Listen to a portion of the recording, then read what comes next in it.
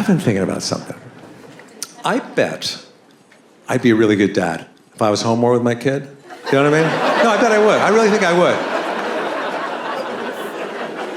would. When he was 10, he recognized that I was an older father, and he was not happy about it. And it never crossed my mind. I never anticipated that. And I went into his bedroom, and I could tell he'd been crying. Puffy eyes, tears on his cheeks. I go, what's the matter, buddy? Because I don't know his name. I'm never home. What the fuck is his name? He said, I just been thinking, I'm 10 now, and you're 63. When I'm 20, you're going to be 73. When I'm 30, you're going to be 83. You're not going to be around for a lot of my life, are you?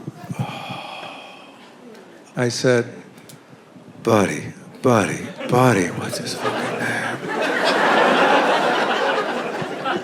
I said, I'm going to be around for a long time. Don't you worry about that. I'll be around when you graduate. I'll be around when you get married, when you have kids. I'll be around for all that stuff. But you got to make that happen in the next 4 years. Otherwise, yeah, you're probably right. I won't be around. He said, no, I'm serious, Dad. Dad, he doesn't know my name either. Nobody knows anybody at our house.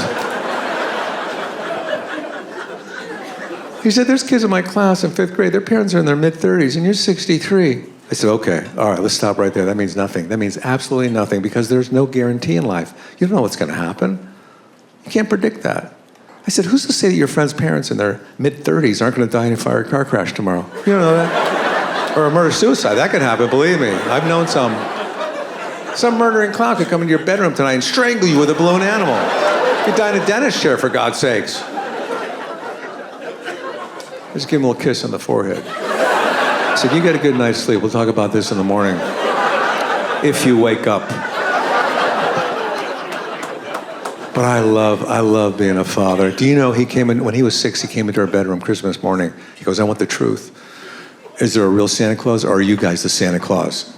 What do you do in that situation? Do you lie to him so that one day he finds out you continue to lie and he'll never believe you again? Or are you honest with him?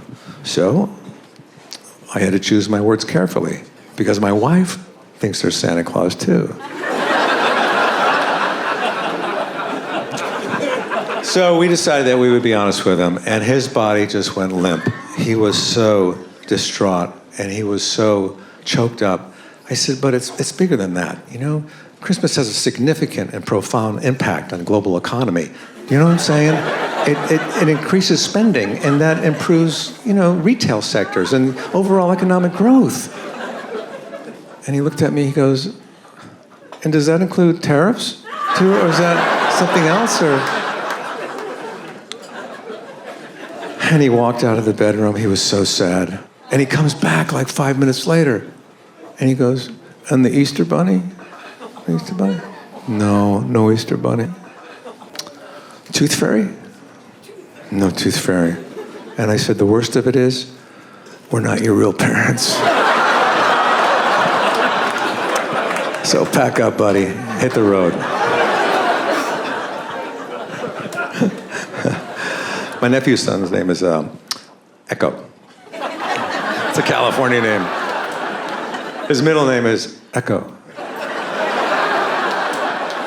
Get this. This is the irony of life. My wife got pregnant on a pull-out couch. How did that happen? I don't know. I wasn't paying attention. I watched these YouTube videos of these kids playing the guitar and piano, and they're shredding it, and I'm thinking, oh my God, how are they so good? But I've seen it so much now that I'm used to it. It doesn't impress me anymore. I have to see a baby coming out of the vagina playing a fiddle to be impressed. Do you know what I mean? Mostly for the mother. You know, I gotta tell you something, and then I swear to God, I'll be gone so quickly, it'll make your head spin. You don't know what's going to happen in life. You really don't. We were talking about that earlier before the commercial. And it's so crazy. I lost a couple of really good friends in the last few years. And you know what that's like. Unfortunately, it's devastating. What do you do about it? You can't do anything about it. It's part of life. You have to accept it. I had a really good friend, Tom Rosbicki, best buddy ever. We were like brothers. And it's hard to talk about Tom because we were so close. But I want to keep his memory alive, his name. And Tom and I We did everything together. We went to the same schools, same jobs, same friends. And a couple of years ago, he had a little something on his back. I saw him on the beach. I said, Tom, you should check that out. So he goes to the doctors, and they do a biopsy. And it turns out that it was inoperable, and they gave him 3 months. 3 months to live. How do you process that, you know? How do you make sense out of that? You can't. I just decided that I would love on him every minute for those next 3 months. We had a party for him. We had his favorite food. And we had his playlist. Sorry. And we had like everything that he loved. And we danced with him. And we hugged him. You know, we said goodbye to him. And that 3 months came quicker than any of us wanted to. And he was still alive. In 4 months, he's still alive. In 5 months, in 6 months, he's still alive. And now he's embarrassed that he's still alive. He's avoiding everybody. 8 months, 9 months, 10 months, he's still alive. 11, 12 months, he's still alive. But then on the evening of December 20th, 2020, at exactly 6:21 p.m., he was still alive. But now he's not coming outside of his apartment because he feels like a fraud. Yeah, I get it. We spent a lot of money on that stupid death party. And here he is, oh, hey guys, what's going on today? What's going on today? You're going on today. You're going on and on and on. What's up with that? You're supposed to be dead. Got kicked out of 5 hospices. All those trips to Disneyland for free. What about the gift cards we gave you? We thought you would never spend. The watch you took back from me that you gave to me. What's going on, guys? What's going on? Well, get this. 2 weeks later, I have a little party for myself. He shows up to my birthday party wearing braces.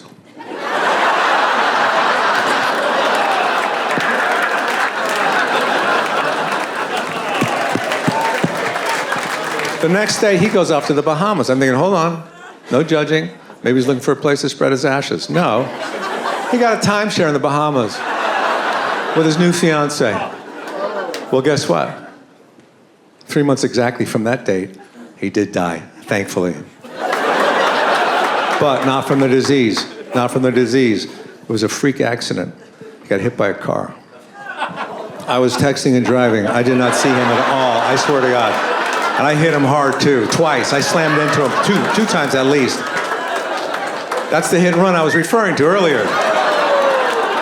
Had it not been for those braces, I wouldn't even known it was him.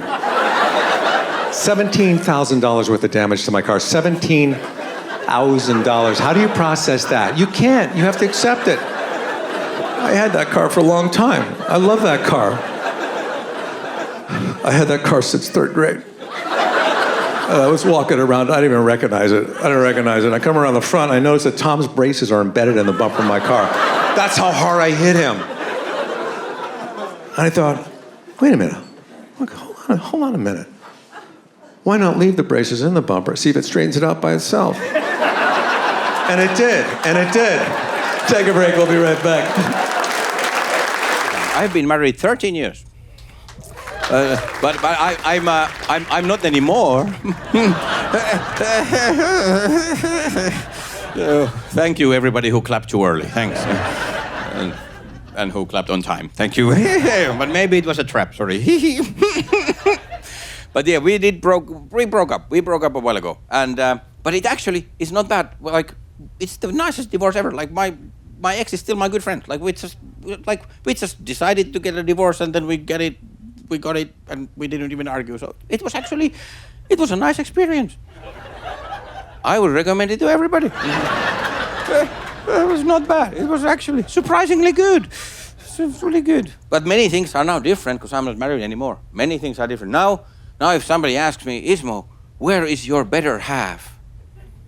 I say, from waist down.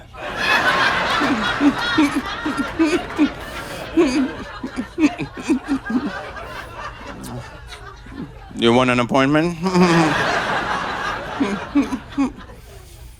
And it's exciting to be single again, but it has been a long time.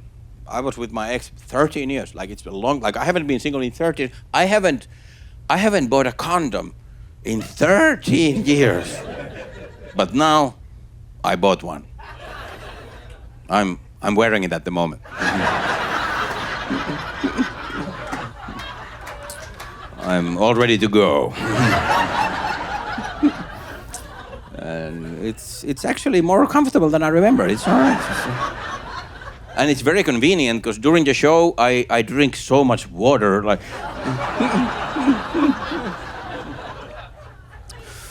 don't have to worry about that.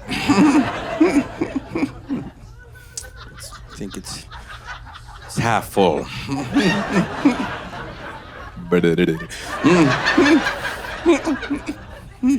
But yeah, it's exciting to be single, but also it's not easy to go back to dating and back in the game. Been away for a long time. Like it can be scary to talk to ladies. It can be scary if they don't like you. They can be mean. They can say mean things. They can say things like I wouldn't touch him with a 10-foot pole. Like, is that really necessary? Why would you say that? Like, does that even make any sense? Like, have you ever said about a guy, like, okay, that guy, I would like to touch him with a 10-foot pole. Hang on, I'll go get my pole.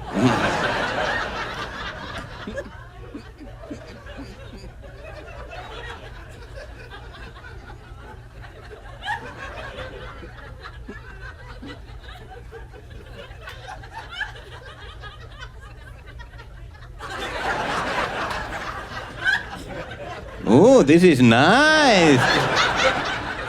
That makes no sense. I think if somebody would say that to me, I wouldn't touch you with a 10-foot pole. I think I'd be like, can you please convert that to metric?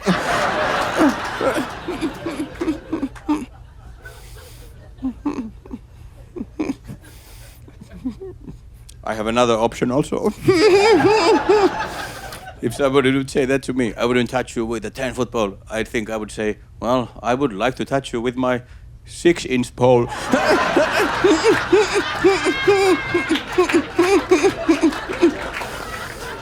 Let's see who gets their way.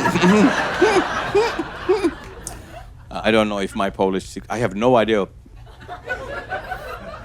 I think in centimeters, so I have like my Polish metric.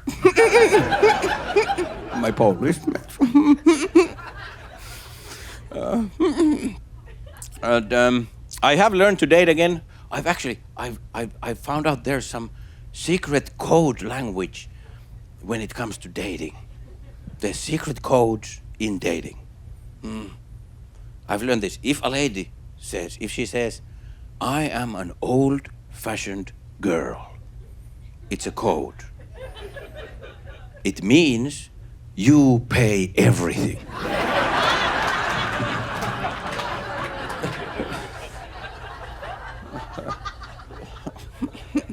That's the meaning. But like, I didn't know. I had no idea that is the meaning. First time somebody said that to me, they said like, oh, I'm an old-fashioned girl. I was like, oh, okay. So you don't shave?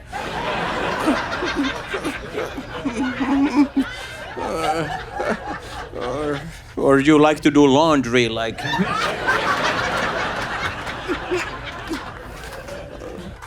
Or you can't vote? Like there's so many old-fashioned things, so many, and most of them are like horrible. But the one thing about paying for dinner, that's the one they picked. And I get it. I would have picked that too. I think it's the best one. It's the best one. And I was dating this one lady for a while. I was going out with her, and I was paying for everything. I was just paying all, and she assumed I was. Like, she didn't even offer. She didn't even do the thing when you like slowly reach for her purse, waiting for me to stop her. She didn't even do that. She was just assuming I'd pay everything. And I did. And then at some point, I just confronted. I just asked, like, what the fuck am I paying? Why am I, like, I know you have money. You have lots of money. Why am I fucking paying? And then he said, well, it feels right. Well, I'm sure for you. Must feel great.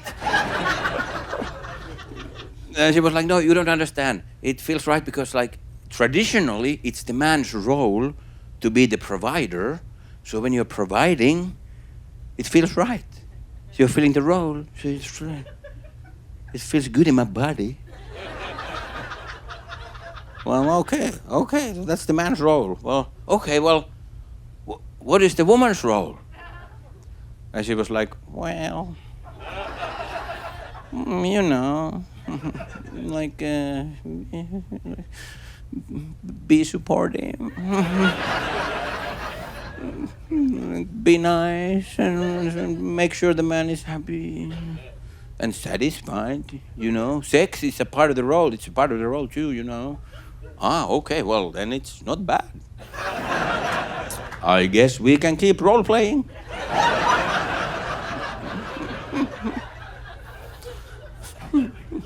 And then we went back to my place, and I suggested that we would have a little bit of sex. And she was like, well, no, I'm too tired today. But maybe tomorrow, if I'm in the mood, maybe tomorrow. Well, I thought it was part of the role, but it's all good, no pressure, it's all good, it's fine. And then the following day we went to eat in a restaurant, and when the check came, I said, I would love to pay, but I have a headache.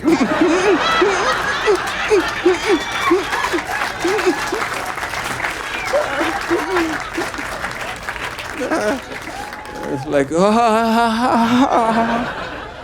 I was just gonna swipe the, but maybe tomorrow, if I'm in the mood for paying for food,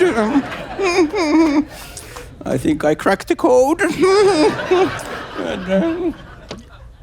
But I learned to like the role thing, the man's role. Like, I kind of learned to like it, the being a gentleman. And I really want to be a gentleman. Like, I had to learn it, but now I like it. Like the chivalry. I think chivalry, that's the word, chivalry. Because I had to learn it, because in Finland we don't have chivalry. We have the opposite of chivalry. Equality?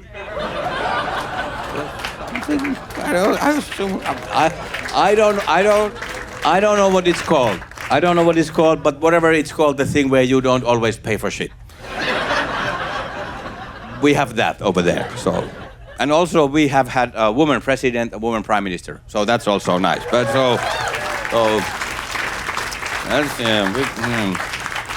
And then after you have that, if you have the woman prime minister or president, then you don't have to do chivalry anymore. You don't have to pay for, you don't have to open doors, nothing, you don't. And I want to spread the message. In here, I always like, I just yell out, Finland, and I let the door slam in her face. No, I don't. No. I like the man's role. I learned to like it, and now I like being a gentleman. I like to be chivalrous. I had to learn it, but I like it. And I had a dilemma, because I want to be a gentleman. I was in this tiny, small restaurant. There was just one bathroom for everybody. One for everybody. So I was in the line to go to the bathroom, and I realized that, hey, there's a lady behind me in the line. Oh, I guess I should be a gentleman. I should let her go first, ladies first. And then I thought that, no. It's the toilet. Like, I have to go, like, and she's gonna take way longer than me, so fuck no. So I went first, but I had the debate, I had the dilemma, and I felt a little guilty. And then I was inside the bathroom, and I had another dilemma. I realized that, hey, there's a lady coming after me. So should I be a gentleman? Should I leave the toilet seat down? I think she would like that. That's what women always complain, that this toilet seat is up. So I want to leave it down. I'm going to be lying. And I almost did it, and then I realized, if I do that, she will think I took a shit.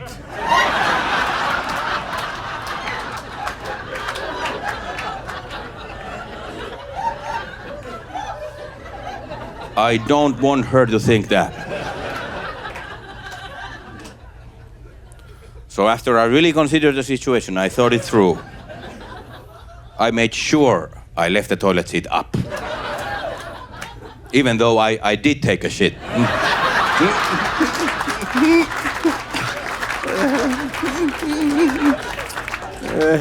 But she will never know. I know it looks like it, but I do not come from money.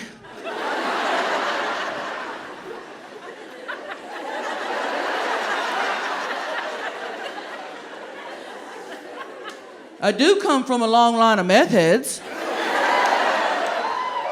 I'm actually first generation non-meth head.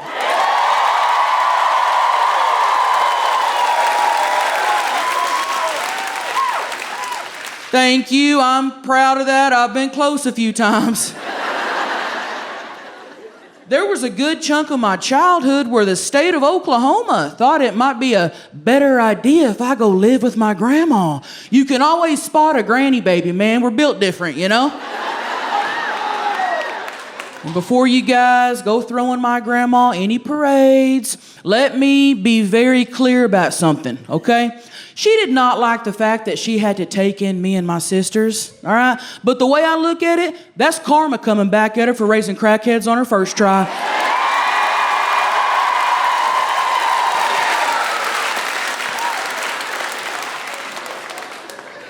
No, I loved my parents, man. They just couldn't get their shit together. My dad was a freelance welder, and my mom was a freelance meth head. So I guess you could say they both knew how to handle a torch.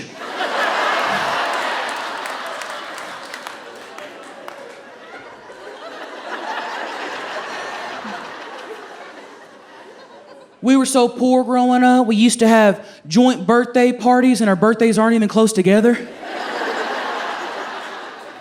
Me and my cousin had a joint party every year. We're not even the same zodiac sign. Birthdays are 7 months apart, man. And we couldn't afford Chuck E. Cheese or none of that shit. We just had our party in the McDonald's play area, you know what I'm talking about? And we wouldn't rent it out or nothing. We'd just show up. It was always my 2 sisters, a few cousins, and whoever else just happened to be there that day. Just spent my birthday hanging out in the ball pit, getting to know people, you know? And still to this day, I love getting smothered in balls on my birthday.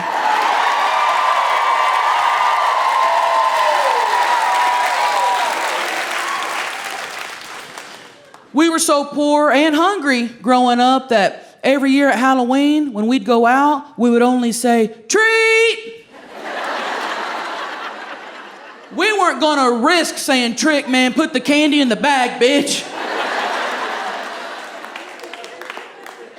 We'd get home and my mom would check our candy for needles.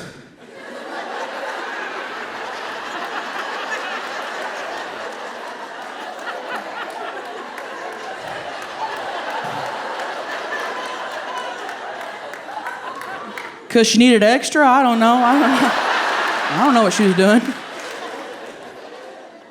And Christmas wasn't any better, you guys. Every year at Christmas, we'd make a gingerbread man house, and we'd eat it so fucking fast because we were terrified it was going to get foreclosed.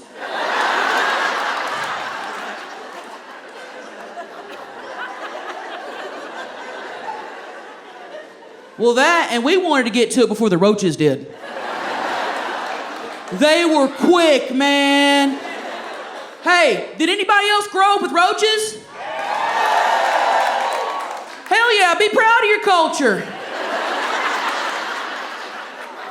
Hell, we named ours. Christmas was different for me than I think other kids, you know. We never left Santa milk and cookies. We always left him a half-empty bottle of Crown and some Funyuns. Which was more than that son of a bitch deserved, okay? Well, all he ever left in my stocking was empty Little Debbie wrappers and those little scratch-off lotto tickets that were already scratched off. Losing tickets. Took me forever to realize that Santa probably had a gambling addiction. Just like my dad. What are the odds of that, man? I'm pretty sure one year he used my stocking to jack off with and left some dried cum in there.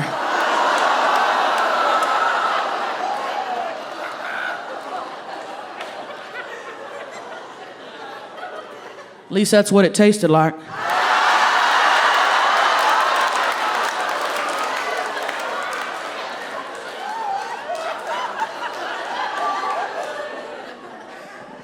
No, I love Christmas, man. I've loved Christmas since I was a little girl. We used to go down and press our noses against the glass at Rent-A-Center.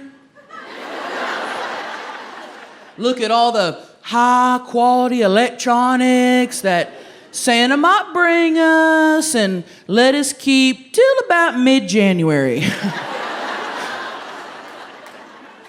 That seemed to be about the time shit would start to disappear. And my dad would tell us that Krampus came and took everything away because we were being bad kids. And it's like, that wasn't Krampus, that was Repo Man Jeffrey. And we're not bad kids, that's bad credit. I'm not fucking stupid, man. No, I bet Santa's a cool dude, you know? Bet he's good at eating pussy, too.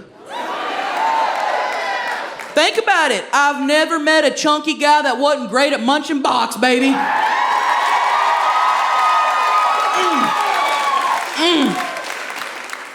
Just thinking about his long, curly...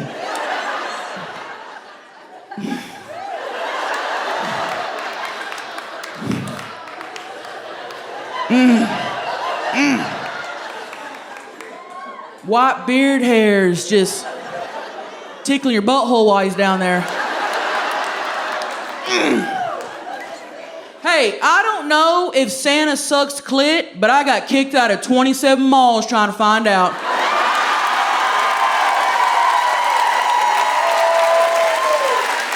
Thank you.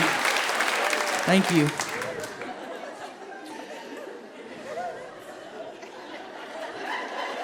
Thank you. Appreciate that. Everybody remembers their first job as a kid, man. You know, maybe you sold Girl Scout cookies, maybe you mowed lawns, you babysat, whatever. I was about 12 years old when I got my first job. I was the account manager for my granny's Marlboro Miles. Okay, real ones, no. Okay, yeah. So for everybody that was either too young to remember or maybe you just had a great childhood, let me set it up for you guys, okay? Marlboro used to have this program where if you smoked a shit ton of their cigarettes, they'd send you free shit. That's right, free stuff for doing the thing you loved most, man. The world really was a better place.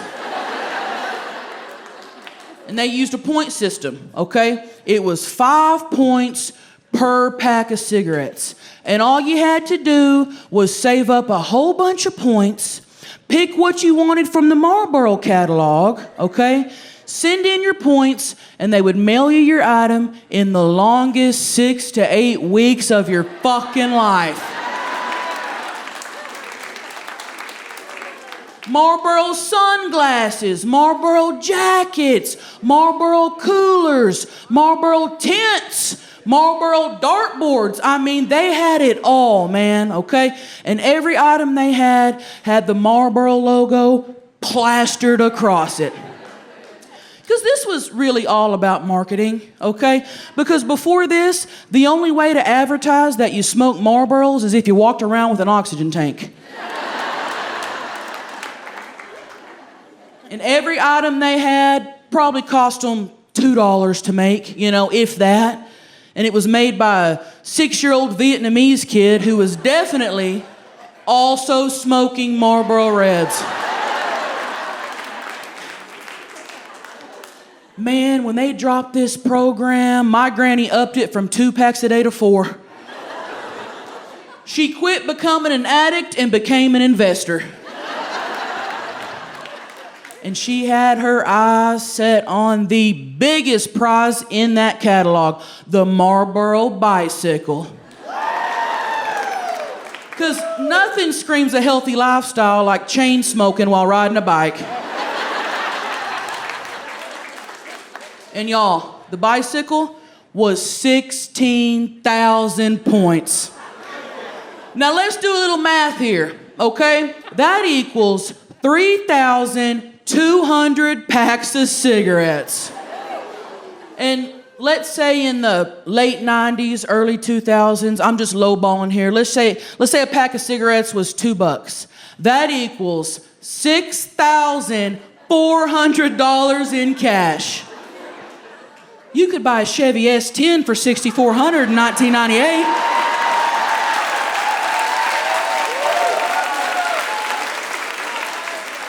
That's trailer trash math, okay? And to you or me, that doesn't make sense, but to my granny, that's a free fucking bike. Oh my God, you guys. It was wild. Y'all, our monthly cigarette budget was more than the grocery budget. One month, it was either cigarettes or toilet paper. And guess who had to wipe their ass with coffee filters?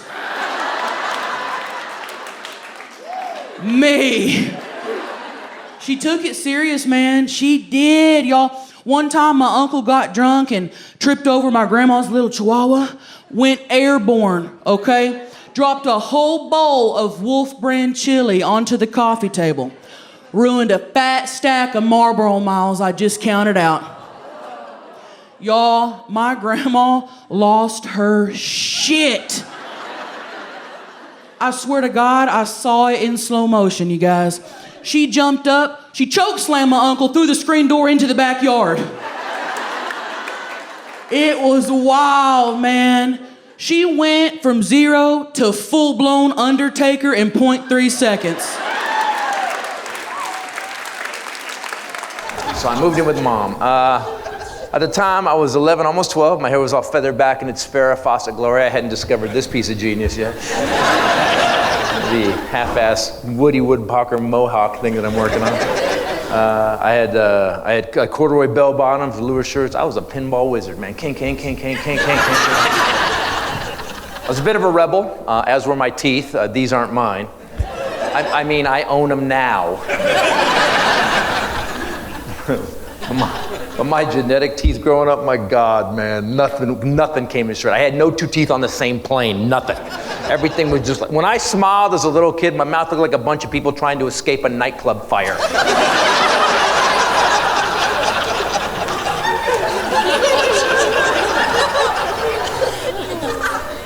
I lived with Mom for 2 years. In the 2 years I lived with Mom, we got evicted 3 times. Yeah, a 12-year-old should not know the sheriff. I was like, well, the paperwork seems in order, Sheriff. I'm sorry. Doug. I had a paper route at the time. Mom took her cut every month. I had a Star Wars poster on my bedroom door, but I had Darth Vader because I fucking knew what he'd gone through, man. I knew why he was like that. No one ever cut up an apple for him either. Wouldn't it be great if that's what really happened to Darth Vader? He was just had a mildly weird childhood, but he looks evil because of the mask, but really in there he's just sighing all the time.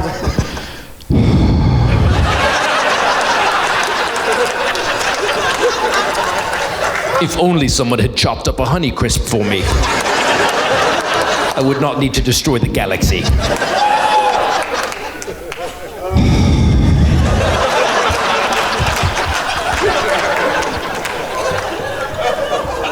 You know, I've been told Mom was crazy my whole life by my father, but I never really got to experience it. I was too little when it was going on, and he kept me away from her. And when I moved in with her, she was crazy. Here's how crazy Mom was. She had a 185 IQ and a photographic memory. And I asked my dad one time, I go, why didn't they just keep her in the mental hospital? And he said, I asked the doctor that, and he said, she passes all the tests. She's too smart. That's a Batman villain.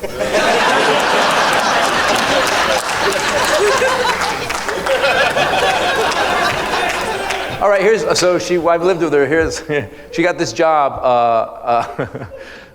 She got this job working for a pharmaceutical company. I could stop there, couldn't I?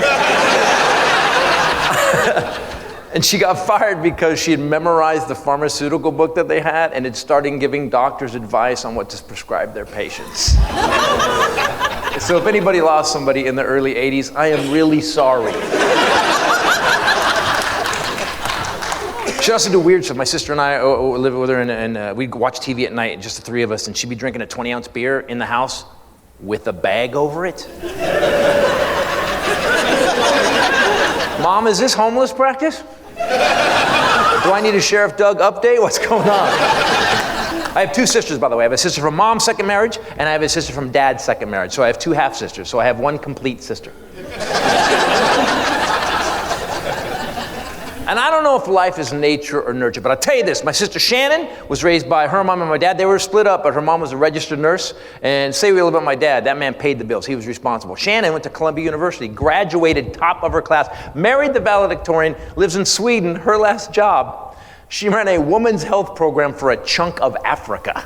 Yeah. Don't clap! She's better than me, and I'm tired of hearing about it. I got it.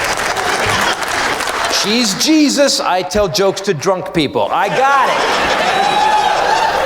it. She's actually pretty awesome. Then you got my sister Kirsten, who was raised by my mom, a manic, depressive, schizophrenic, alcoholic, and her father, who, and they split up when he was 35, and he started dating 16-year-old girls.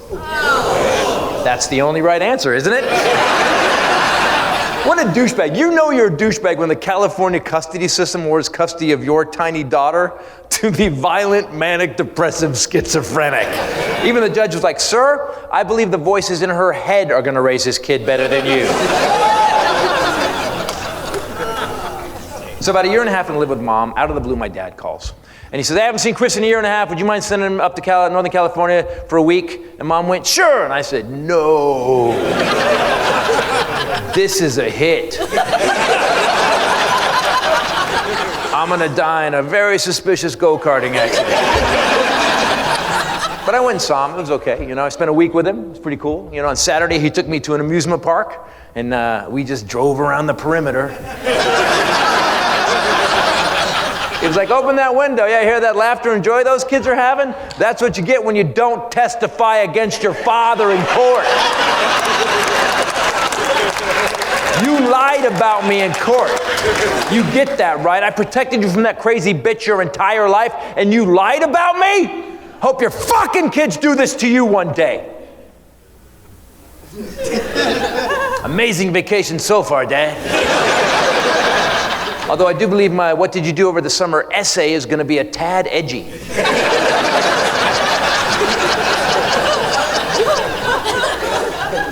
So he puts me on a plane on Sunday, fly back down to Burbank Airport, and Mom's there to pick me up. 2 out of 3. Her percentages are getting better. And we walk out of the airport, and the car is gone. I go, Mom, where's the Chevrolet Titanic? She goes, well, I had to sell it. Mom, I've been gone 7 days. She goes, get on the bus. So we get on the bus, and we lived 2 miles from the Burbank Airport at that time, and we start driving across Los Angeles. And I go, Mom, what's going on? And she goes, well, we got evicted. I was like, oh, Sheriff Doug. I tried to make him Uncle Sheriff Doug. Where do we live now, Mom? She goes, we moved into a friend's garage. Now, I want you to know something. I didn't care about that much, man. I'd been living with Mom for a little while now. I knew things were weird, but but I was 13, almost 14, and I'd started liking girls a lot. And you can't bring a girl over to your house in that situation. Hey, let's go study at my house. Let's go in the front door.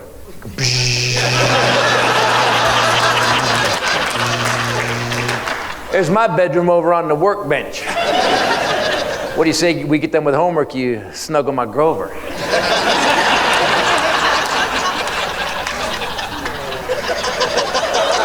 So being a 14-year-old narcissist, I called my dad and was like, Dad, I'm living in the garage. I need to come home and live with you. And Dad went, then say it. You were right, the bitch is crazy. I love you, Daddy. Welcome home, son. And I hate flying. You know, they let you pick your seat on a plane. I think I'd rather pick the person I'm sitting next to. I don't really give a shit where I am on the plane. It's like a 5-hour relationship. Make it more like a dating app. Obese Nazi with a service dog? Swipe left. Tiny Asian lady with a surgical mask? That's my gal. Yes, she is not a talker, right? But just like a dating app, she shows up with a baby. I'm like, I got catfished.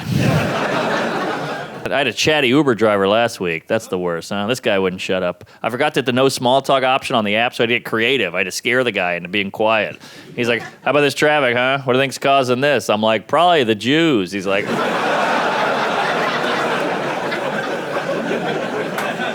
One of my friends is like a beer expert. You know, he's like, we gotta go to a brewery. I'm like, why can't we just go to a bar? He's like, it's fun. You can see how it's made. I don't care how it's made. Look, I like porn. I don't need to go to a broken home.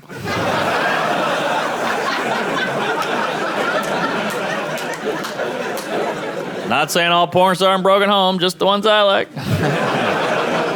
Seems like a lot of people are quitting the booze now. It's kind of going away. All my friends are getting sober. And look, that's good, but some people are better when they're drinking. There's a lot of bad sobers out there, you know? We always talk about the negative part about booze. What about the good? Like, sure, you drove through a playground, but you could dance, man. Come on. Yeah, it's got to be hard to be a kid now. I feel bad for kids. So much stimulus coming at kids. iPhone, internet, social media. Remember how happy-go-lucky we were as kids? Not a care in the world. Maybe run to the car. Shotgun. That was like the biggest problem in my life. Shotgun. Yeah, I never see kids doing that anymore. The only time a kid yells it out now is in a classroom. Whoa. School shootings. What a bummer, huh? Ah, the great American pastime. Yeah. School shootings are like the menstruation of America. It happens about once a month. It's bloody, and every kid goes, well, I guess it's my turn now. Oh, I know. They're bad. You guys ever get down your knees and thank God you're not a pedophile? They didn't choose that. They got dealt a bad hand. We're extremely lucky. We should be grateful. Think about how close we all were. When I was in 3rd grade, I was attracted to 3rd grade girls. Now I like adult women. When I was in 3rd grade, I liked grape juice. Now I like red wine. But I still like grape juice.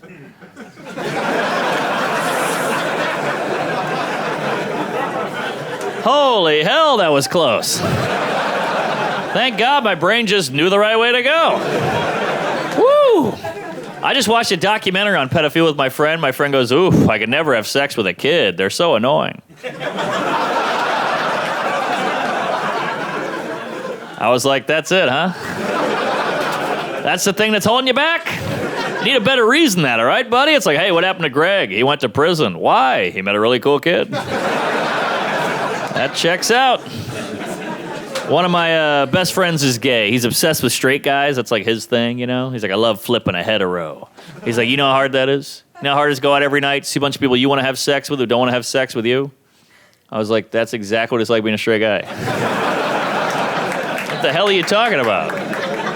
I would argue it's just hard for me to sleep with a woman as for you to flip a hetero. He was like, nah, you have no idea. You got to take him out for hours, convince him. Yeah, same here.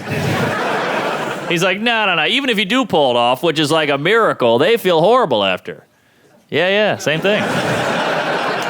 We went back and forth for hours, arguing about this all night, back and forth. Eventually, I woke up at his place.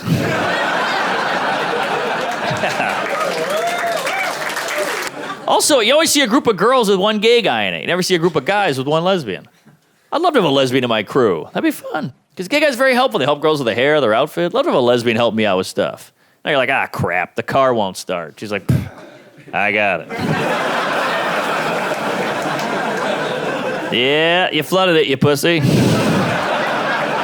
We're so obsessed with words now. It kind of shows how good we have it. We've got to focus on words, you know? Like, in the 70s, it was all about actions. Like, if you want to show you're brave in the 70s, you had to jump over 12 buses on a motorcycle.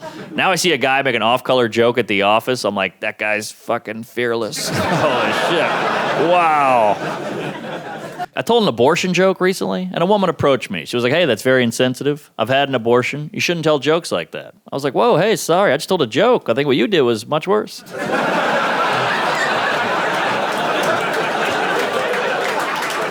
But, you know, either way, I'll see you at home later, honey.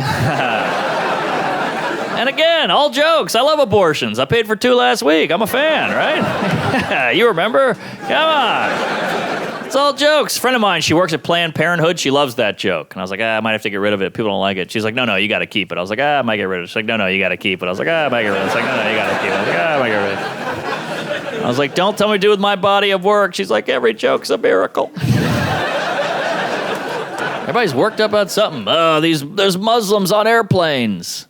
Well, I'd rather a Muslim on a plane than a baby. I've never had a Muslim kick the back of my seat and piss in the aisle. I'm just saying, if the airport had a baby ban, I wouldn't protest. Yeah, but transgender, they're using the bathrooms. Well, they're still using the toilet, right? They're not leaving a hot floater in the sink. If that was like their thing, then yeah, we should totally have a meeting. That's crazy, you know? Then you get the hillbilly guy. Well, what if one of these perverts puts on a dress and looks at my wife in the bathroom? Ooh, what a score. Some guy can see your toothless wife shitting? Yeah, what a lucky guy. Come on, go to work, you lunatic. I don't think all white people are scared of minorities. I do think a lot of white people are scared of looking racist. That's really the big fear with whitey. Like, if I'm walking down the street at 4 in the morning, I see a sketchy-looking white guy coming towards me, I'm like, crap, I'm going to cross the street. If I'm walking down the street at 4 in the morning, I see a sketchy-looking black guy coming towards me, I'm like, crap, I wish I could cross the street. Right? I'd rather get stabbed and look like an asshole. White people, we are so worried about looking ignorant and bigoted, I guess because of our history. Like, I went skiing recently with my friend. We're sitting on the ski lift. I was like, why don't you see more black people skiing? Why is that? My friend has no idea, but he's going to, half-ass his way through it because he doesn't want to seem dumb. So he's like, they don't grow up with it. Like, well, I'm from Louisiana. I'm here. Wow, skis, very expensive. Ah, right, yeah. Yeah, I've never seen a black guy with anything expensive on their feet. Just say you don't know. It's all right. You sound way worse. That's why black people are smarter. White people, we do crazy stuff. We swim with sharks. We go bungee jumping, cliff diving. Ask a black guy, why do they do that? They go, I don't know. That's white people shit. That's a good answer. Because I think generally speaking, when it comes to sex, I think men are a little more constant. Men like boobs, but we like boobs across the board. Boob in the bedroom, great. Boob on the bus, also great. Okay? Dick in the bedroom, great. Dick on the bus, call the police. Nobody's calling the police on a boob. You see a boob out in the wild, it's like seeing a deer. You're like, shh. It's majestic. Look, there's 2 now. Then your other friend walks up, hey, look at that, a boob. You're like, you spooked it. Come on. We're creepy as hell with dogs. And we sound like creeps. They like it. They're begging me for it. Yeah. Thank God dogs can't talk. We'd all go to jail, right? Just some chihuahua in a courtroom like, first he flipped me over. Then he caressed all 8 of my nipples. Then he slapped me on the ass repeatedly and said, you're a good girl, good girl. Oh, God. We harass dogs all day long, and they're perfect harassers. They can't talk, so they'll never report you. That's why they're man's best friend.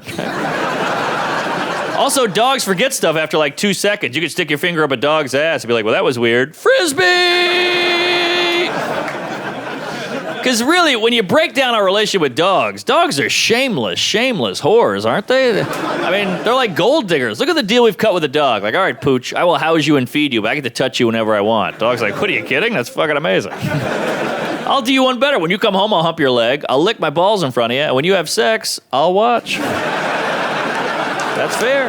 And cats are the exact opposite. Cats are like sexual assault victims. They're all nervous, skittish, head on a swivel, huh? You touch me, I'll fucking cut you. I'll cut you, motherfucker. Yeah, you're not grabbing this pussy, all right? Yeah. Now leave me alone. I gotta look out a window for an hour. One time, me and my girl were watching the news. There was a whole thing about a CEO harassing his employees. She's like, can you believe this creep? Grabbing women's asses, whispering dirty stuff in their ear at work. I was like, yeah, it's crazy. Then we got home later in the bedroom. She's like, can you do that stuff from the news to me? I was like, I thought you hated that. She's like, I hate it. He does it. If you do it, it's hot. Huh. So you hate harassment unless you like the guy, then it turns you on. That's fascinating. I don't think other groups like black guys get harassed by the cops, but at night they're not like, come on, pull me over. Yeah, tase me, bitch. Yeah. Interesting. Yeah, my gal, she likes being insulted in the bedroom, which is cool, but nobody tells her that not all insults are sexy. Had to learn that the hard way. Yeah, we'd be having sex. I'm like, yeah, you whore. She's like, yeah. I'm like, yeah, you slut. She's like, yeah. I'm like, you're a bad driver. She's like, what? like, that's the one that bothered you? Weird. She's like, you really think I'm a bad driver? I'm like, sorry, you dirty skank. She's like, thank you. Yeah. Yeah, sometimes I'll try to hook up, and she's like, I can't have sex, and I don't feel sexy. I can't have sex if I don't feel sexy. Wow, if that was the case for me, I'd still be a virgin. I've never felt sexy my entire life. The whole concept of sexy is very arbitrary. You know, your girl comes in, I'm wearing my sexy leopard print underwear. Well, when did we decide leopard was the sexiest animal print? I don't know, nothing says sexy underwear to me like yellow and brown spots. In that case, I'm wearing my sexy underwear. It's a rare jungle cat called the skid mark. I like babies. Babies are fun. You know why babies are great? Because they're not evil yet. There's a million douchebags out there, but you never assume that baby will become one. Isn't that nice? That's why no one ever goes up to a pregnant woman, rubs her belly, and goes, ooh, this one's gonna suck.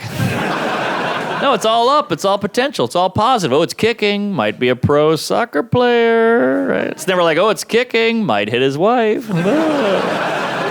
Statistically, way more likely than a pro soccer player, right? Plus, it's already hitting a woman. Not even out yet. Yeah. I don't know. I got to figure something out. Being in a relationship is always tough, you know. I've always had people say weird stuff to me like, Mark, you're a comedian. Must be a great boyfriend. Why do you say that? Well, women love funny guys. All right, well, you're taking the one singular positive aspect. If you do it with any guy, they could seem like a great boyfriend. Serial killer. Take out the killing. This guy's organized and cleans up after himself. Terrorist. Take out the terrorize. This guy's passionate, loves to travel. Child molester. Take out the molesting. This guy's got a van and can't wait to start a family. Yeah. I remember I had a one-night stand once. Went great, fun night, hanging out. But during the sex, she did a new one I'd never seen before. She acted like a 4-year-old. You ever come across this? We'd be having sex. I don't know where she'd be like, you know, if you want to, you can pull my hair. I was like, all right. Then we keep going, you know, if you want to, you can slap my ass. I was like, you got it. Then we keep going, you know, if you want to, you can choke me. I was like, I do. Well, and we finished. We had a great night. We're laying there, and I was like, you know, if you want to, you can leave. She didn't care for that one. I thought the timing was perfect, you know. A lot of girls get mad about the whole leaving thing, but it's nothing personal against you, lady. I'm just a weirdo. I'm in my head. I'm a nut. I'm an introvert. I got to get out of there. A lot of girls get mad like, what, do you just bang me and leave? Well, yeah, this was a long night. I've been trying to win you over like 9 hours. I'm exhausted. There were 5 guys at the bar hitting on you. I'd outcharm them, be more interesting, be conversational, be funny, be on all night. She was like, what? You could have just been yourself. I'm like, what are you, fucking stupid? Be myself? What? I'm an idiot. If I was myself, I'd be like, hey, you fat whore, let's fuck. That's not gonna work. But look, I get it. You know, it's got to be tough to be a lady. I feel like women are getting screwed in the orgasm department. I feel like men are having way more orgasms than women, and that sucks. People talk about the wage gap. The orgasm gap is out of control. You gals are getting 77 cents to the boner. Like, if a woman had to have an orgasm to get pregnant, there'd be like 2 people here. And you get nothing for your orgasm, ladies. Like, if a guy has an orgasm, go and get pregnant. Carry a baby for 9 months. Deliver the baby, then breastfeed the baby. And all the guy had to do is this. Okay. And he tried really hard not to do that. It's a horrible setup for the woman. The guy has all the fun, the girl has all the work. That'd be like if I ate a whole chocolate cake and the girl gained weight, then she went to the gym and I got buff. Gotta be tough. Plus, women constantly judged by your looks. That's gotta be exhausting. Constantly judged by your looks. But you all know how to look good. You all look great. That's how women figured out to take the selfie up here. That was all you ladies. You know where your good sight lines are. I think that's why women like tall guys. Just some guy looking at you from your best angle 100% of the time, all day long. That's why you don't hook up with short guys. Just some guy like, geez, look at the triple chin on this broad. Holy hell. A big red flag for me is if I don't have anything in common, like hobby-wise with somebody. Like, it's such a necessary relationship trait to have, I think. It's so easy to be physically attracted to somebody. Obviously, it's everyone's first instinct. But I think if you want longevity in a relationship, you have to have that extra layer of compatibility, right? You have to want to do things together, I think. So, like, a big red flag for me is, like, if a girl doesn't go to the gym.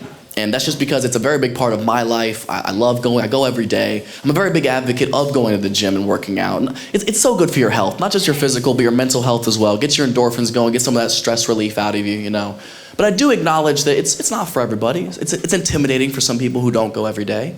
And I try to be cognizant of that, and I try to help out the best I can. Like, there may be some people in here right now, or maybe watching at home, that want to get started and just don't know how to take that first step. And if there is anybody out there, I highly recommend the program I just started about 6 months ago that changed my life forever. And that program is where I only work out with black dudes. Exclusively.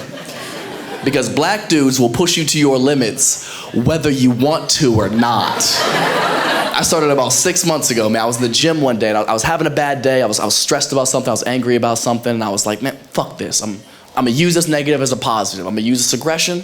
I'm gonna put up some weight. And I was hitting a chest day, so I was like, fuck it. I'm gonna hit a new max on the bench press. So I go in there, put the lighter weights on first, get loosened up, get warm, you know, and then you gotta put on the heavier stuff. And when you do that, you're supposed to have a spotter, so you don't die. And I didn't know anybody in there at the time. Closest person to me was the black dude at the bench next to me. So I walked over, I was like, hey man, would you mind spotting me for this set real quick? And he was like, yeah, I got you. I was like, I feel like you do. Everything about your voice is safe. I feel like I can lift the world now. Okay, come on. So we go over to the bench together. He gets behind the rack in the spot position. He's ready. I lay down, and I'm trying to psych myself up, get in the zone, line up my hands, get a good grip, and finally I just get it off the rack. Oh, I get 1 rep in. Oh, I get 2 reps in. I get stuck on the 3rd. My arms start shaking. And he can see this. So like any good spotter, he has some words of encouragement. I'm trying not to die, and this man just gets in my ear. And do that shit. Do that shit. It ain't nothing. I was like,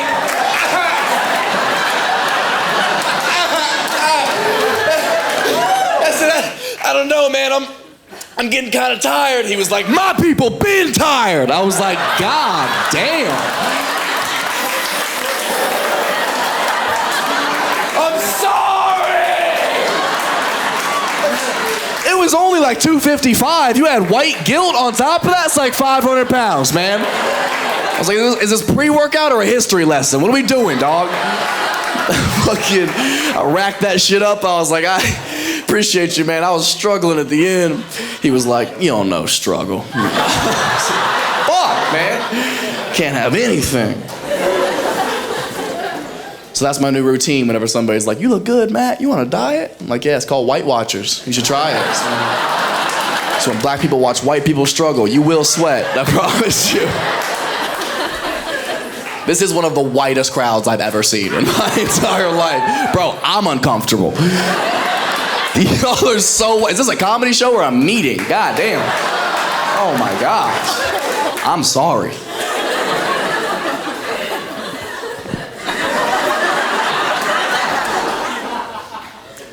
Red flag number, we could try something different. This could be fun, or it could be a fucking nightmare. But I think we can have fun. So the thing is like, I could do red flags for hours. And they could be funny, we could all laugh, have a guaranteed good time, but who wants to do that? So, and a lot of times I don't like to do a lot of red flags because it is very male to female. You know, it's listing things that men don't like about women. And I don't want that to be unfair, one-sided, or sexist. So to even it out, sometimes I am genuinely curious, like for the women in the audience, what might be some red flags for a guy if you go on a date with him, he says or does this that makes you kind of be like, ooh, I don't know.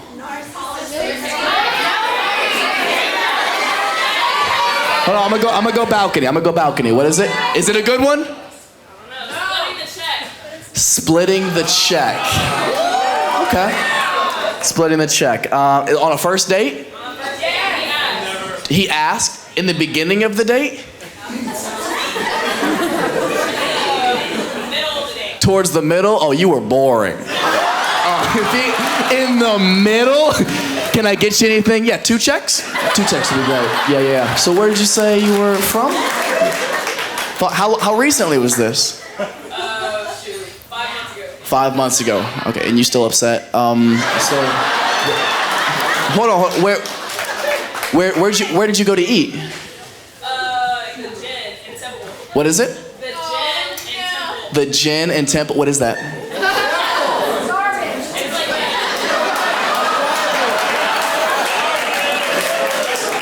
Rude. What kind of restaurant is that? I mean, they have catfish, steak. Yeah, catfish and steak.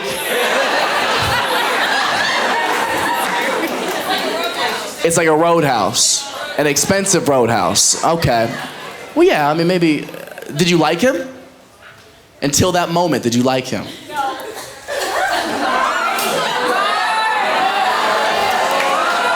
I'm curious. Until he asked to split the check, were you like, this is going good? You were? Fuck. Oh my God. Did you sleep with him? Yes.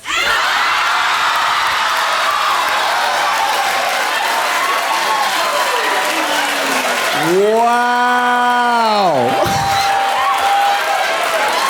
Oh my God.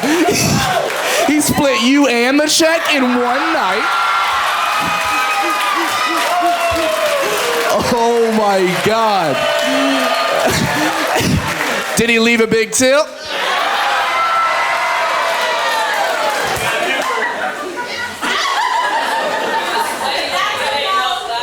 Hold on, what? That was an unnecessary detail. What'd you say? I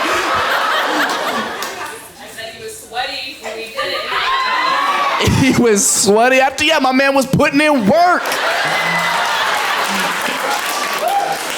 That's good. I would think. Well. I'm sorry you got half of a meal. All right, we're 1 for 1. What's another fun one?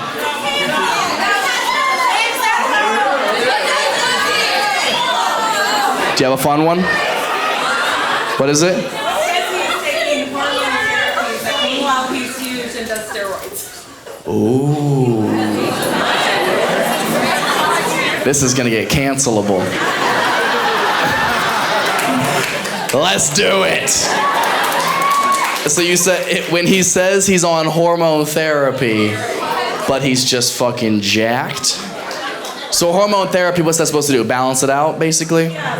So what, he says he has too much like natural testosterone? No, he doesn't have enough. He doesn't have enough? Okay, how long have you been seeing this man? 25 years? What? Where'd you meet him? You met him when you guys were kids. So he tells you he's going on hormone therapy to get more testosterone, but you think he's on steroids? You know so? Did you find them? Yes. Could you get me some? I'm trying to get in gay shape, dog. Let's go. I'm taking all the shortcuts. You did find some? Was it a needle or a pill? He is gay shaped. Oh. She said she thinks he is in gay shape. The plot thickens. Oh my God. This is the bigger red flag now. He has his workout buddies. Do you have a picture of him? I want to see what his gaydar says about. Oh fuck! God damn it! The phones are locked up. God damn. Your phone is in a hormone blocker. God damn it. Okay, after the show, I want to see this. Yeah, I mean, that's a valid red flag. You don't want somebody who's lying about an obvious appearance thing. Like, if you're clearly on steroids, just own up to this shit. It's fine. It's fine to do it. If that's the body you want and the life you want to live, you can fucking do that. It's fine. As long as you can still get your dick up, you fine. He can't, then it's not okay. Stop what you're doing immediately. Stop seeing him. Oof. Okay. Let's unlock our phone. Can we unlock your phone?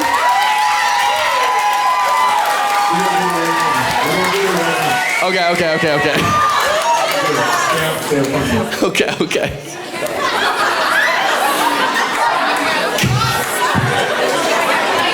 Bro, what if it's just a picture of me? Eric's like, unlock the phone. And I'm like, nah, we don't gotta do all that. Let's just take her word for it. Oh my God, that's it? That's what you unlock them with? That fucking flying saucer? May I see your phone? There we go, pass it over. Oh, this is great. This better be worth it.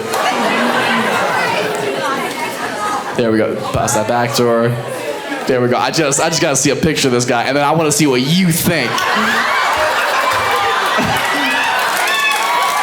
I wanna test this gaydar, let's go. God damn. Bro, he has the traps that my grandpa's pocket pussy wishes it had.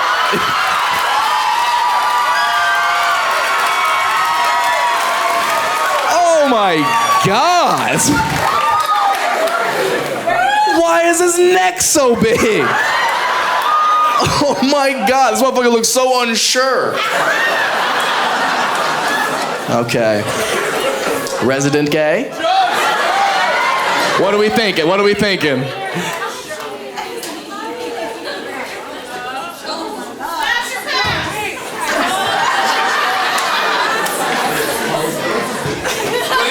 is it? The pose. He's gay? Ding ding ding ding ding ding ding ding ding ding ding ding ding ding ding ding ding ding ding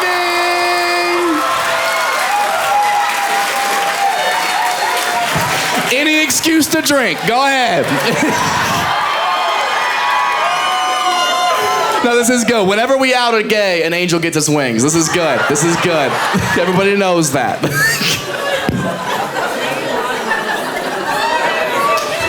You know what's fucked up? I've posed like that before, so I was like,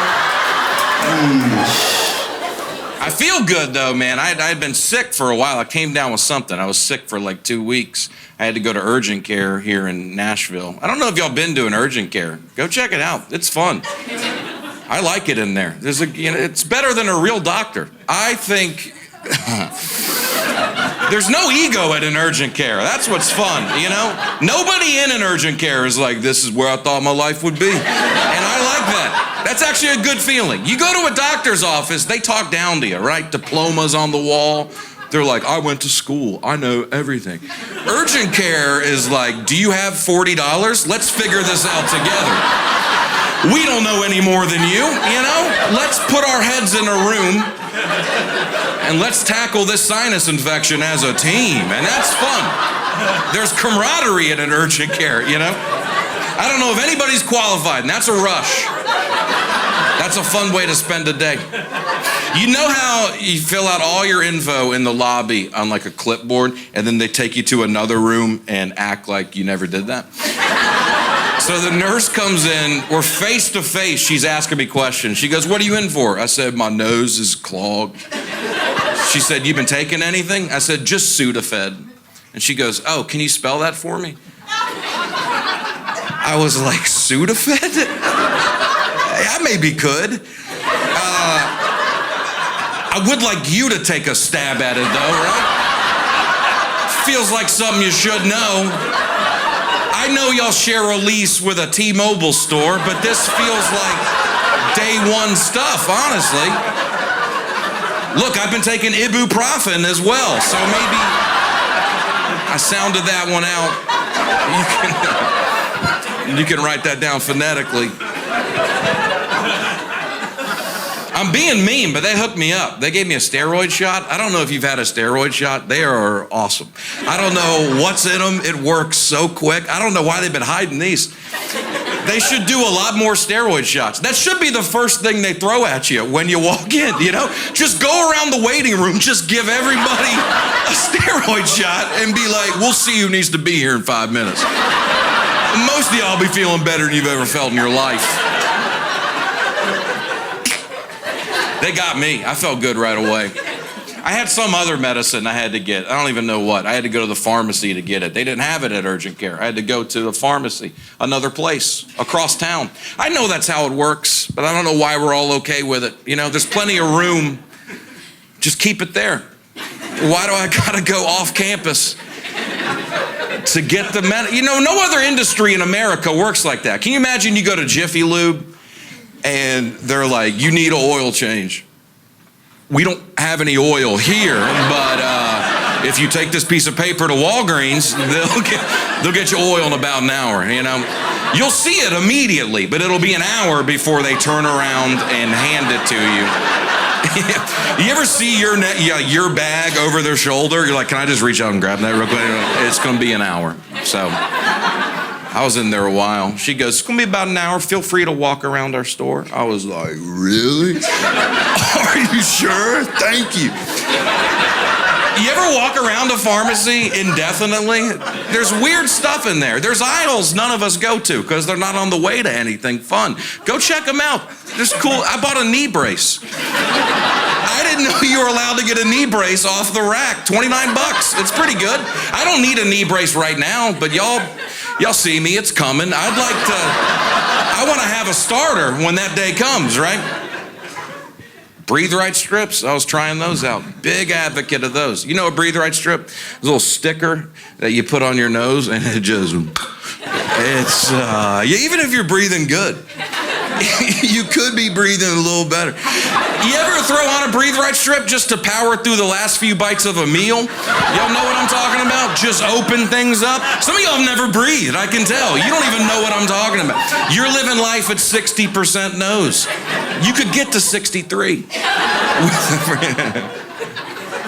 My baby child is so different than the other two because I was so tired. By the time I got around to her, I was beat down. And I was tired. And I let her do whatever she wanted to. And I've heard old women say 4, 5, and 6 raise themselves. I bet they do. I bet they do. Because I've let her do whatever she wanted to. I was so on top of my game with those first two. I was like flashcards. You're going to make 100 on that spelling test. And I was up in school, I was room mom, and I was taking yogurt and muffins, and I was all up in everything.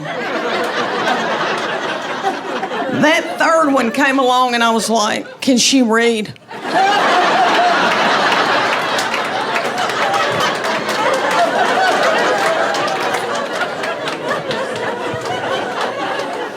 Let me tell y'all that my people are down in Middle Tennessee. I told y'all farming people, and I was raised old-timey Methodist. And my people are kind of superstitious, and there was like no gambling. You could play rook. There was no alcohol in our house. Never had alcohol until my sister, until we were trying to get her married off.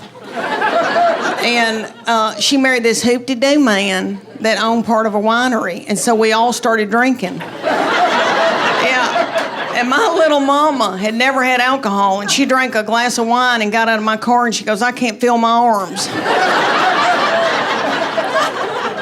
But there was no cussing in my family. They didn't want any ugly language, so I brought that into my marriage, and my husband's people say ugly words. So I said to him, we're not going to have any cussing in this house, and I said to these children, I go, nobody's going to say anything ugly. You can't even say stupid. You can't call anybody stupid. You can't say but. If you do, you're going to be in deep doo-doo. And they listened to me. Those first two did exactly like I told them. Well, that baby came along, and it started out with spell cussing. She'd come in a room and say, what the H?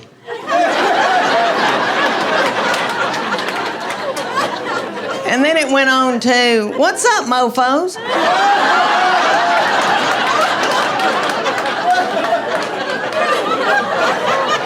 My husband's name is Chuck. She go, Chuck, you a-hole. And my husband gets so tickled and just gets so, and he'd go, oh my, you nut.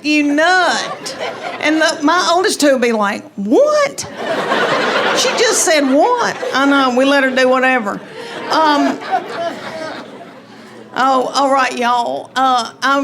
Because we are taping this. I'm trying to get in different material, and I'm trying to do new, and I'm out of my mind because I'm in brain fog. So y'all, bear with me. I'm trying to switch it back and forth.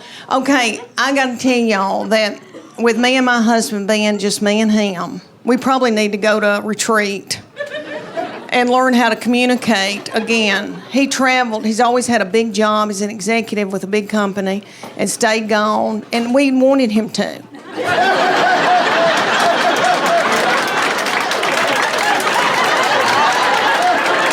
I'd be like, your daddy's coming home.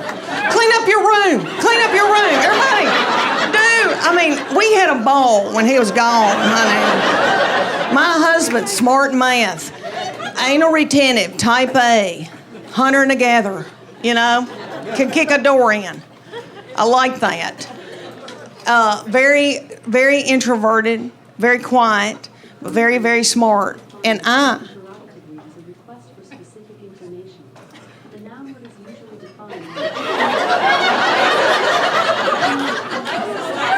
Is that Alexis? Are we boarding a plane? It sounds like we're boarding a plane. Is something taking off? If it is, we need to all wash our hands. What was I saying? Oh, my husband. Okay. So he has always been like he worked for Burger King when he was 14. They gave him a key. So, and he was getting an MBA at UT when I met him, and he's a little bit younger than me, and he'd already been out 4 years, worked, and then went back to get an MBA. I was just finishing up my undergraduate because I'm fun. So it has been a tumultuous, because if y'all saw my purse, y'all be like, her life is out of control. And he is just like that. But anyway, now it's just me and him. And if I could give you young people any advice, I know you hadn't asked me for it, but you need to go on date nights, and you need to nurture that. And I know everybody's driving in a car, and everybody's fighting, and everybody's got something in a crock pot, but you need to do that with your husband, because one day it's just going to be you and him, and you're going to look at him and go, who are you? And what do you want from me? So I try to do fun things, and people say to me all the time, they go, do you let your husband travel with you? And I say, no. The main thing is he's got to keep working. We need health insurance, Everybody's getting their eyebrows waxed. We need to keep this going. We want him to work as long as he can. The other reason is he loves a hotel. Men love a hotel. And I gotta work. I gotta put on makeup and get on Spanx. And so I'll take him to a hotel, and he gets a glazed look over his eyes. And I find myself doing this. And it doesn't have to be a nice hotel. It could be a Scottish Inn. And there could be a bloody spot on the carpet where there's been a murder. It wouldn't bother him. But anyway, I don't let him do that. So around Knoxville, I try to do things for me and him to do together. And I bought him tickets to go see Def Leppard and Journey. Oh, y'all. Going to a concert is very different when you're 54. I went to school at UT, and I used to go to all the concerts. I saw Tina Turner, John Cougar Mellencamp, Rod Stewart, I don't know where I got the money. But in the 80s, honey, I went. Nick, I was so cute. I had on little bitty britches. My thyroid was functioning. I didn't care about food. I'd eat a half a can of tuna, and I'd be like, I'm full. But anyway, so I got us tickets, and my husband, I thought, we're going to have a date night. And he goes, I can't get there in time to go out to eat. I'll meet you at the concert. So he had bought a tall boy and an egg salad sandwich at the gas station. I know, I had to smell that all night. So anyway, I was hungry, and everybody at that concert was my age or older. And everybody's worried about the snack bar. And I was too. Journey was already on stage. Nobody cared. Everybody was at the snack bar. But anyway, Little Journey, we all go to watch Little Journey. Journey does not have Little Steve Perry anymore because he had to get a hip replacement. So and I loved him. They've hired this little bitty man who is yummy, and he's taking care of himself, and he's got little bitty britches on, and he hadn't eaten white flour and sugar, and I don't think he's done dope, and I don't think he's slept with nasty women. So he's hopping and doing and squatting and doing, and all the old boys in the back look sick and bloated, and they're going.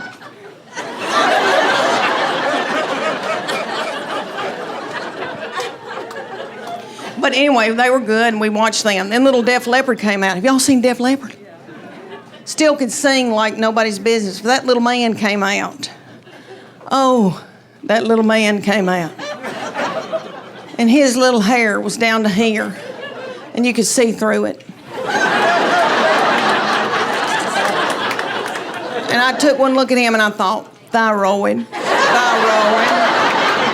Because I've got it too. My hair's thinning too.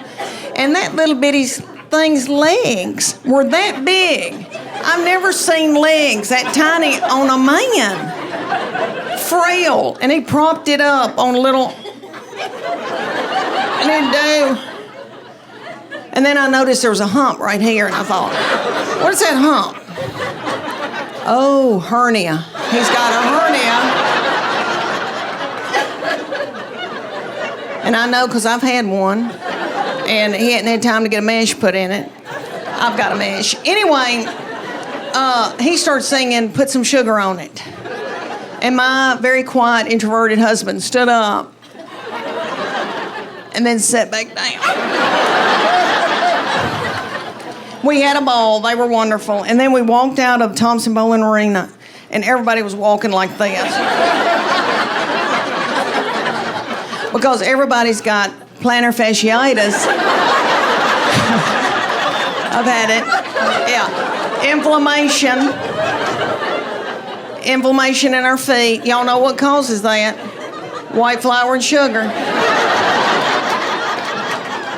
Let me tell y'all, about 2 months after that, I got us tickets in Nashville to go see Hart and Joan Jett. I know. Little Joan Jett. It was probably about 100 degrees, and it was outside, and it was hot and sweaty and humid. Little Joan Jett comes out in leather. And let me tell y'all, she's the size of this glass. Joan Jett. But she rocked it, and she has filler, a lot of filler, and it looks good. It looks good. And I've never wanted it until now. And I think, should I get my lips plumped up? Because what happened to my lips? My lips just sucked up into my body. I used to have lips. Anyway, so she came out. She was wonderful. And then Nancy and Sweet Ann and Nancy came out, the sisters, Hart. Ann's the oldest one, you know, the dark-headed one. She came out in a big pair of orthopedic tennis shoes.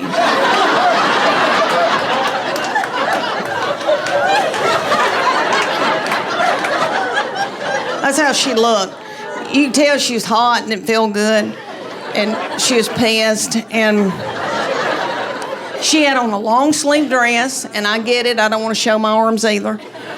She had on a long sleeve dress. It was 100 degrees in Nashville at night. Humid, sweaty. She had on pantyhose with those big orthopedic, I know. And I thought, what in the world? And then I thought, compression. She's got on compression hose.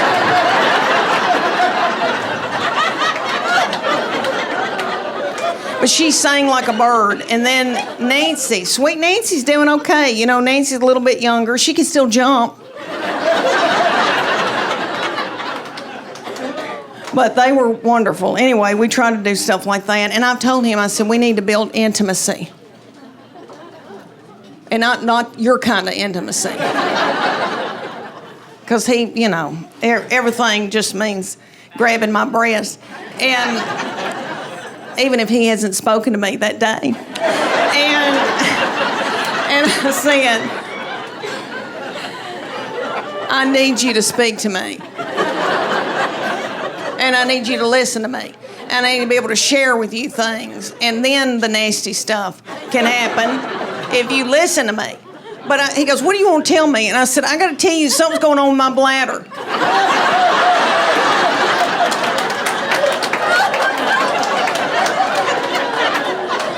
He said, I don't want to know.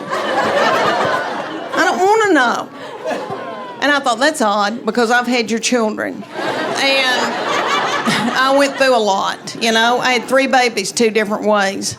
And that first baby was an emergency C-section, and I remember being in the operating room and scared and young, and my husband looked at me, he was sitting there watching it, and he said, oh my gosh, they've taken your uterus out and set it on your chest. And I was like, he said, it looks like a Cornish hen. I got controlling parents. Anybody else got controlling parents? I think Asian parents are more controlling than white parents are, you know, and they worry a lot more. Like, white parents don't even know that you've been stripping for like 5 years. You know what I mean? They're like, she was just bringing home so much cash. We didn't investigate. Of course she drives a brand new Lexus coupe working at Red Robin 12 hours a week, if you will. I talked to my white friend the other day, and he said he hadn't talked to his parents in like 3 months. You guys, if I don't talk to my parents in like 2 days, they're calling all my friends. One time, they even called my weed dealer. How the hell did she get the number for my weed dealer? You guys, moms know everything. They know when you're doing that blow. They know when you're doing that hoe. And they know that you're jerking off when you have your bedroom door locked, all right? It just happened to me about a week ago. And when I was a kid, man, we didn't have good technology, you know? How many of you guys remember cassette tapes? Okay, now we know who the old people are. And then, we had cassette tapes, and we would have all our favorite songs. We didn't have like Spotify with millions of songs you can download. We had one cassette tape with all our favorite songs on it, and we called it Prince's Jams. Right? And once in a while, that cassette tape would break, and then what would we do? We would tape it back together. And it would still work. We'd put it in our Walkman, and it'd be like, it's tricky to rock around, you're going to tricky. It's tricky, tricky, tricky, tricky, woo. And then came the next generation, it was CDs. You guys remember CDs? And then dumbasses like me would do a bunch of coke on it. Be in a car somewhere, like, let's do some blow, you know, try it on the console. Rocks are flying everywhere. And dumbasses like me would do a bunch of coke on the CD, and then it would lead to skips. You guys remember it would all skip with all the scratches? And instead of AC/DC, it would just be AC, right? And it would be like, she was a fast machine.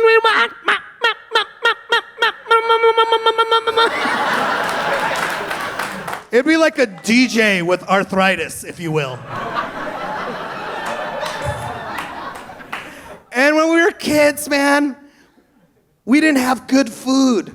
They don't have like the fancy cuisines, the good restaurants, the fusions that we have today, right?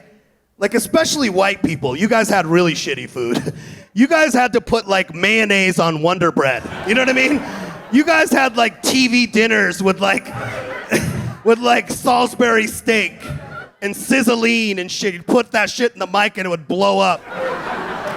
You know? At least Koreans, we had like Korean barbecue and kimchi, which people are finally coming hip to right now, but not in time to save my childhood. And nowadays, though, people are hip to kimchi, right? Like if I went out on a date and ate some kimchi, they'd be like, ooh, your breath stinks. Back in the day, right? Nowadays, if you make a girl a fresh homemade bottle of kimchi, they'll be like, oh my God, probiotics, if you will. No one's ever brought me probiotics so that I could shit in the morning.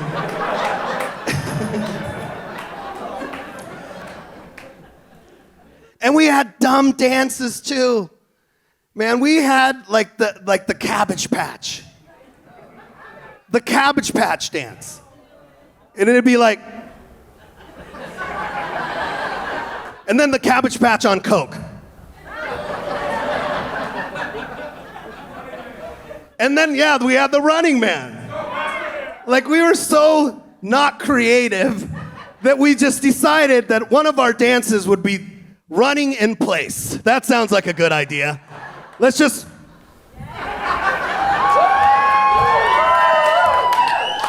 And then, of course, we tried to get a little more creative, and we decided to do the backwards Running Man, right?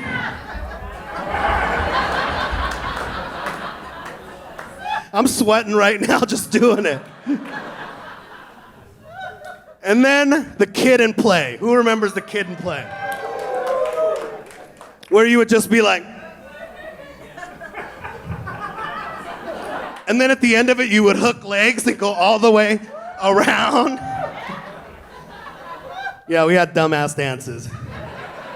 And we had 3 things we could watch on TV. We had the 700 Club, we had the Cosby Show, and we had the news. And we didn't want to watch the news because all there was assaults and rapes. And little did we know we were also watching that on the Cosby Show. Too soon?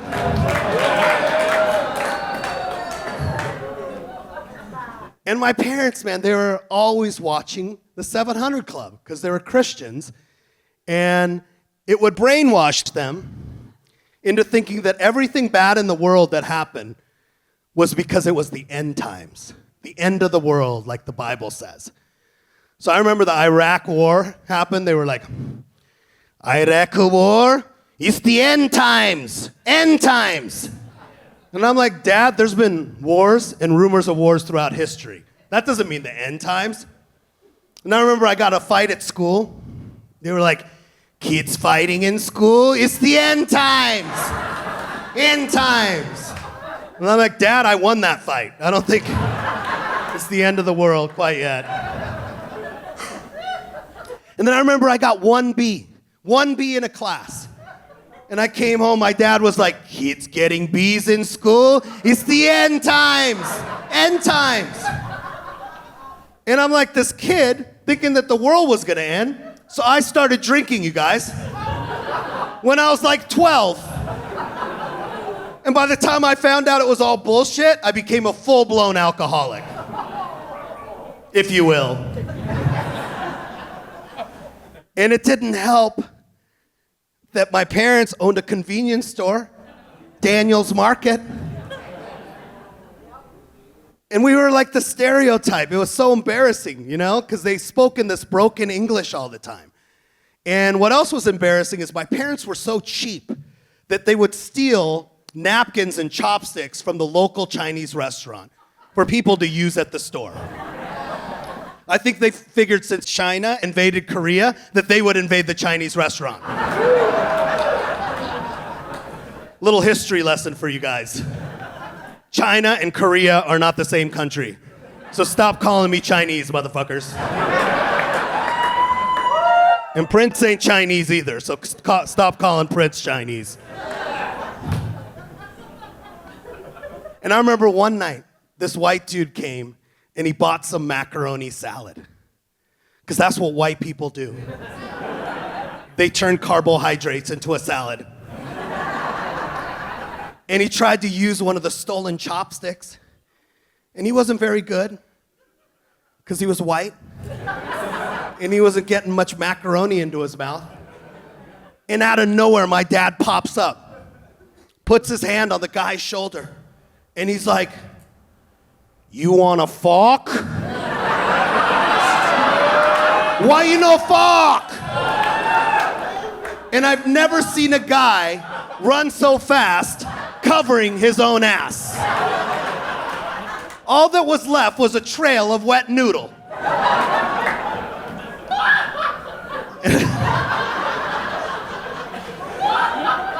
And of course, thank you for that. And of course, my dad's a smart ass. He was like, I guess he just wanted the spoon. That one was just for me. Doesn't even matter. But what was cool about my parents owning a convenience store is I could steal liquor and sell it at school. Yeah, I was the #1 retailer at Baker Junior High of Old English 800, St. Ides, Mickey's Big Mouse, Night Train, Mad Dog 2020, and Bartles and James wine coolers for the white girls. You'd be surprised how fast I became the cool guy. The same people that were calling me like Ching Chong Chinaman and Jimmy Shimmy Cocoa Puff, they were like, J-Dog, what up, man? Jimmy S, he knows where the party's at, dude. Come hang with us, man.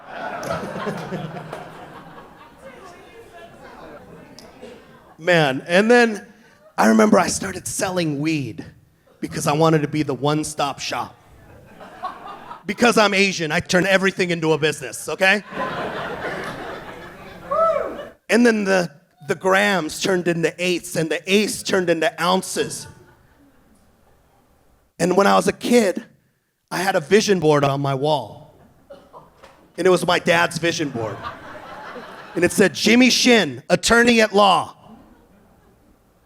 I'm all for vision boards, but it has to be your vision board. You know what I mean? If it was Martin Luther King Jr.'s speech, it'd be like, my dad has a dream. But I would look at it and I'd be like, one of these days I'm gonna get to law school. And it worked, you know? But at the same time, my parents raised me in a convenience store. You know what kind of lowlives hang out at the convenience store? People like Prince hang out at the convenience store. You got the pimps, the prostitutes, the drug dealers, and those are just my friends. And I get into law school, right? And I don't know how. Well, I know how, because my dad would have kicked my ass if I didn't get in. I remember when I was a kid, if I didn't listen to my dad or get good grades, my dad would hit me with the love stick. Yeah, on it, it'd be like one side of it said love and the other side said discipline. So to my dad, love was discipline. But at the same time, he taught me Taekwondo. So it'd be like a kind of fucked up karate kid where he'd hit me and I would block it, wax on, wax off, wax on, wax off. And he'd get so mad because I'd block all the hits, right? I think that's why I didn't learn any discipline, because I blocked them all because of the Taekwondo. And even in law school, man, I was selling like so much weed. It's mind-boggling to think back now. I was selling like 100 packs every few weeks. I mean, that's like hundreds of thousands of dollars, and I didn't even blink an eye. And of course, one night, I get a knock on my door. And it was 7 DE agents with guns. The cookie had crumbled, if you will. And I remember going to jail. But that wasn't the worst part of it. The worst part of it was when my parents found out. And my dad calls me up. He goes, "You bring shame to family. Why you do this to us?" And I'm like, "Dad, it's the end times. Everybody's screwing up right now."